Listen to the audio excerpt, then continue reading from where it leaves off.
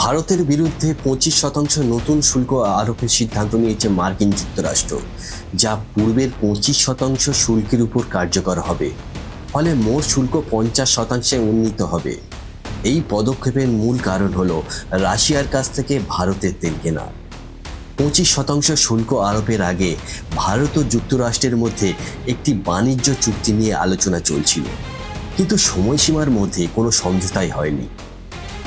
যুক্তরাষ্ট্র এই অতিরিক্ত শুল্ককে রাশিয়ার বিরুদ্ধে ইউক্রেনের যুদ্ধ শেষ করার একটি উপায় হিসেবে দেখছে।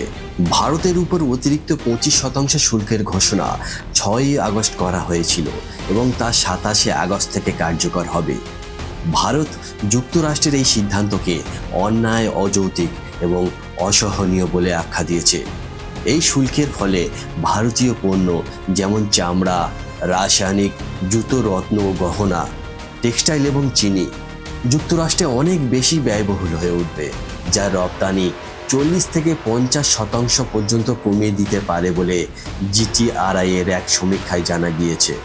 বিশেষ করে টেক্সটাইল সেক্টরে সবথেকে বেশি ক্ষতিগ্রস্ত হবে, যেখানে শুল্ক 34.5% থেকে 48.4% এবং 59% থেকে 63.9% পর্যন্ত বাড়তে পারে। ভারতীয় স্টিল এবং অ্যালুমিনিয়ামের রপ্তানিও প্রভাবিত হবে, যদিও এই পণ্যগুলি বর্তমান শুল্ক তালিকায় সরাসরি নেই। ভারত সরকারের মতে যুক্তরাষ্ট্রের এই শুল্ক আরোপ বৈশ্বিক বাণিজ্যে নিয়মের লঙ্ঘন, কারণ এটি উন্নয়নশীল দেশগুলির মধ্যে বৈষম্য তৈরি করছে। ভারত এই শুল্ক বিতর্কের সমাধানে একটি পারস্পরিক গ্রহণযোগ্য পথ খুঁজে বের করার চেষ্টা করছে। প্রধানমন্ত্রী নরেন্দ্র মোদী জানিয়েছেন তিনি কৃষক ও জেলেদের স্বার্থ রক্ষা করতে যে কোনো মূল্য দিতে প্রস্তুত আছেন। ভারত বিশ্ব বাণিজ্য সংস্থার WTO নিয়ম অনুযায়ী স্টিল এবং অ্যালুমিনিয়ামের উপর পাল্টা শুল্ক আরোপের প্রস্তুতি নিচ্ছে। বিশেষজ্ঞরা বলেছেন ভারত দ্রুত একটি কার্যকর পদক্ষেপ না নিলে এই শুল্কের ফলে দেশের অর্থনীতিতে বড় ধরনের নেতিবাচক প্রভাব পড়তে পারে। ভারতকে এই কঠিন সময়ে মার্কিন যুক্তরাষ্ট্রের সাথে সম্পর্ক বজায় রেখে এবং বিকল্প রাস্তা খুঁজে বের করে এই চ্যালেঞ্জের মোকাবিলা করতে হবে। শুল্ক নিয়ে আমেরিকার সঙ্গে বিবাদের মধ্যে এমন খবর প্রকাশিত হয়েছিল যে ভারত F-35 জেট কেনার প্রস্তাব ফিরিয়ে দিয়েছে। এই খবরের উপর বিদেশ মন্ত্রকের মন্তব্য সামনে এসেছে। লোকসভায় এক লিখিত প্রশ্নের জবাবে বিদেশ মন্ত্রক জানিয়েছে যে এই বিষয়ে এখনো পর্যন্ত আমেরিকার সঙ্গে কোনো আনুষ্ঠানিক আলোচনা হয়নি। অর্থাৎ পঞ্চম প্রজন্মের F-35 যুদ্ধবিমান কেনার বিষয়ে ভারত ও আমেরিকার মধ্যে কোনো আলোচনাই হয়নি। আসলে বিদেশ মন্ত্রককে জিজ্ঞাসা করা হয়েছিল, আমেরিকা কি ভারতকে F-35 জেট কেনার প্রস্তাব দিয়েছে? সাম্প্রতিক ব্লুমবার্গের একটি প্রতিবেদনে বলা হয়েছে যে ভারত আমেরিকার এই প্রস্তাব প্রত্যাখ্যান করেছে। এর জবাবে বিদেশ মন্ত্রক লোকসভায় লিখিতভাবে জানিয়েছে এই বিষয়ে এখনো কোনো আনুষ্ঠানিক আলোচনা হয়নি। সাপ্তাহিক সাংবাদিক বৈঠকে বিদেশ মন্ত্রকের মুখপাত্র রণধীর জয়সওয়াল আমেরিকা সহ বেশ কয়েকটি বিষয় নিয়ে কথা বলেছেন। ইরানের সঙ্গে ব্যবসা করা ভারতীয় কোম্পানিগুলির উপর মার্কিন যুক্তরাষ্ট্রের নিষেধাজ্ঞার বিষয়ে বিদেশ মন্ত্রকের মুখপাত্র বলেছেন, আমরা নিষেধাজ্ঞাগুলি নোট করেছি এবং আমরা এটি বিবেচনা করেছি। রণধীর জয়সওয়াল আরও বলেছেন, মার্কিন শুল্কের বিষয়টি নিয়ে সরকার বিবৃতি জারি করেছে। এই বিষয়ে হোয়াইট হাউসকে জিজ্ঞাসা করা হলেই ভালো হবে। সাপ্তাহিক সাংবাদিক বৈঠকে বিদেশ মন্ত্রকের মুখপাত্র রণধীর জয়সওয়ালও F-35 নিয়েও মন্তব্য করেছেন। এক প্রশ্নের জবাবে তিনি বলেন, ভারত ও আমেরিকার মধ্যে একটি শক্তিশালী অংশীদারিত্ব রয়েছে এবং সাম্প্রতিক সময়ে এটি আরও শক্তিশালী হয়েছে। ভবিষ্যতে এই অংশীদারিত্ব অব্যাহত থাকবে। আমেরিকার সঙ্গে একযোগে আমরা একবিংশ শতাব্দীর ভারত ও মার্কিন কমব্যাট অংশীদারিত্ব তৈরি করেছি, যা সম্পর্ককে আরও এগিয়ে নিয়ে যাবে। F-35 এর বিষয়ে সংশ্লিষ্ট মন্ত্রক এই বিষয়ে সঠিক উত্তর দিতে পারবে। বিশ্বের সবথেকে উন্নত বিমানগুলির মধ্যে একটি হলো F-35। আমেরিকা দীর্ঘদিন ধরেই এটাই চাইছিল, যাতে ভারত এই পঞ্চম প্রজন্মের যুদ্ধ বিমান কেনে, যাতে এশিয়ায় চীনের ক্রমবর্ধমান সামরিক উপস্থিতি মোকাবিলা করা যায়।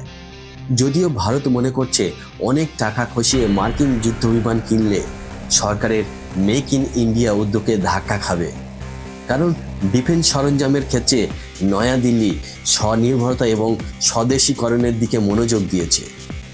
সরকারি সূত্র জানিয়েছে ভবিষ্যতে যে কোনো সামরিক সহযোগিতায় প্রযুক্তি ভাগাভাগি এবং উৎপাদন অন্তর্ভুক্ত থাকতে হবে।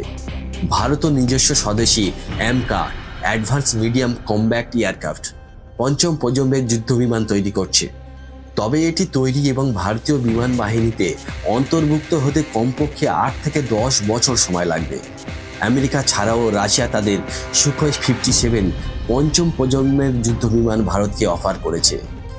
অনেক প্রতিরক্ষা বিশেষজ্ঞরা মনে করেন এমকা না আসা পর্যন্ত শক্তির ভারসাম্য বজায় রাখার জন্য অল্প পরিমাণে কোনো দেশ থেকে পঞ্চম প্রজন্মের যুদ্ধবিমান কেনা উচিত। মার্কিন প্রেসিডেন্ট ডোনাল্ড ট্রাম্প কর্তৃক ভারতের উপর 25% শুল্ক আরোপ এবং রাশিয়া থেকে তেল আমদানির উপর শান্তিমূলক পদক্ষেপের প্রতিক্রিয়ায় রাশিয়া ভারতের অবস্থানের প্রতি সমর্থন জানিয়েছে। এক্ষেত্রে রাশিয়ার প্রতিক্রিয়াগুলি কি কি সেগুলো একবার জেনে নেওয়া যাক। রাশিয়া বলেছে যে সার্বভৌম দেশগুলো নিজেদের বাণিজ্যিক অংশীদার বেছে নেওয়ার অধিকার আছে এবং অন্য দেশকে রাশিয়া থেকে তেল আমদানির জন্য বাধা করার চেষ্টা অবৈধ। ভারতের পদক্ষেপের প্রশংসা। রাশিয়া ও চীন উভয়ই ভারতের এই অবস্থানের প্রশংসা করেছে, যেখানে ভারত মার্কিন যুক্তরাষ্ট্র ও ইউরোপীয় ইউনিয়নের পক্ষ থেকে চাপানো শুল্ককে অন্যায়, অযৌক্তিক এবং অনুচিত বলে আখ্যা দিয়েছে। বহুপাক্ষিক বিশ্ব ব্যবস্থার আহ্বান। রাশিয়া এবং চীন উভয়ই একটি বহুপাক্ষিক বিশ্ব ব্যবস্থার কথা তুলে ধরেছে, যেখানে যুক্তরাষ্ট্রকে প্রতিহত করা সম্ভব হবে। হিন্দুস্তান টাইমস অনুসারে উল্লেখ্য যে মার্কিন যুক্তরাষ্ট্র কর্তৃক অতিরিক্ত 25% আরোপের কারণ হিসেবে রাশিয়ার তেল ক্রয়কে উল্লেখ করা হয়েছে, যার ফলে ভারতের উপর মোট 50% শুল্ক আরোপিত হয়েছে। ভারত এই পদক্ষেপের বিরুদ্ধে তীব্র প্রতিক্রিয়া জানিয়েছে এবং এটিকে অযৌক্তিক এবং অনুচিত বলে আখ্যা দিয়েছে। পরিশেষে বলা যায়, এই পরিস্থিতিতে রাশিয়া ভারতের পক্ষে নিয়েছে এবং মার্কিন যুক্তরাষ্ট্রের আরোপিত শুল্ককে অবৈধ বলে আখ্যা দিয়েছে। চীনের পররাষ্ট্রমন্ত্রী ওয়াই নি বলেছেন, যুক্তরাষ্ট্রের এই পদক্ষেপ আন্তর্জাতিক আইনের লঙ্ঘন এবং বিশ্ব বাণিজ্যের স্থিতিশীলতার জন্য একটি গুরুতর হুমকি। ভারতকে পাশে থাকার আহ্বান জানিয়েছে।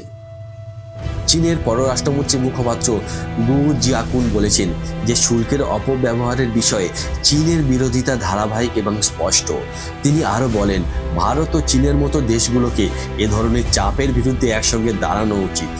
চীন ও রাশিয়া তেল কেনে এবং চীন ও রাশিয়া তেল আমদানিও করে, কিন্তু যুক্তরাষ্ট্রের কাছ থেকে এই একই ধরনের নিষেধাজ্ঞার শিকার হয়নি।